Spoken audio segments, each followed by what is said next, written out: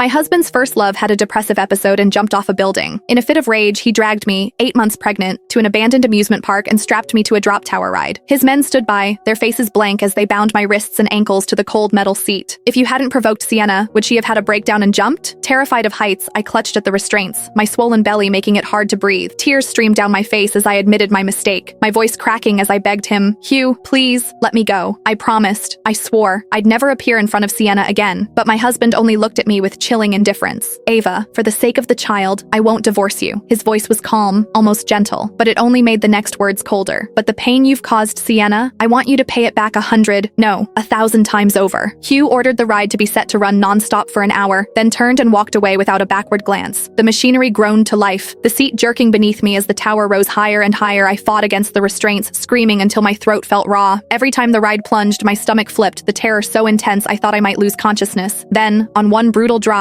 pain ripped through my body, sharp, hot, and unstoppable. A rush of fluid gushed between my legs, soaking my dress and the seat beneath me. The next day, Hugh finally remembered that I was still there. "Ava, Sienna is fine now," he said, his voice devoid of concern. "As long as you apologize to her, I'll let you down." What he didn't know, what none of them knew, was that the platform had already been drenched in blood for hours. My baby had been torn from my body somewhere between the sky and the earth, reduced to nothing but mangled flesh and silence. Dr. Jason called this morning. That woman is avoiding her prenatal checkups. What trick is she playing to get my attention this time? Hugh frowned, a trace of disgust flashing through his dark eyes. Beside him, Mason, the family butler, turned pale, his voice trembling as he spoke. "Sir, Madam still hasn't been taken down, and she's terribly afraid of heights. She won't even step onto the second-floor balcony. Now that she's in her late pregnancy, could something have happened?" Hugh's expression froze for a split second, before he frowned again, doubt flickering across his face. "Really? Ava's afraid of heights?" Before Mason could finish confirming, Hugh waved a dismissive hand. "It's just a drop tower. It's not like she's actually jumping off a building. Let her be scared. It might teach her a lesson so she won't bully Sienna again." Mason lowered his head and dared not say another word. However, Hugh's assistant couldn't hold back any longer. "Sir," at first Madam was screaming, but later she went completely silent. "And she's carrying your child, your own flesh and blood. Shouldn't you at least check on her?" Hugh's expression shifted slightly, but the brief flicker of realization was quickly replaced by scorn. "I knew it. Even her so-called fear of heights was just an act. If she were really that terrified, how could she suddenly go quiet? Ava's as manipulative as ever. Since she wants to put on a show, let her stay up there until morning. Tomorrow I'll bring her to kneel before Sienna and apologize. Only then will this matter be considered settled." With that, he waved his hand impatiently, cutting off any further protests, and strode towards the bedroom. On his bed, Sienna lay half-naked beneath the soft sheets, her delicate shoulders exposed to the dim light. Hugh's gaze darkened as he approached, his Adam's apple bobbing with desire. Without a word, he leaned down and captured her lips in a deep kiss. Sienna whimpered softly, her fingers pressing weakly against his chest in resistance before she opened her eyes.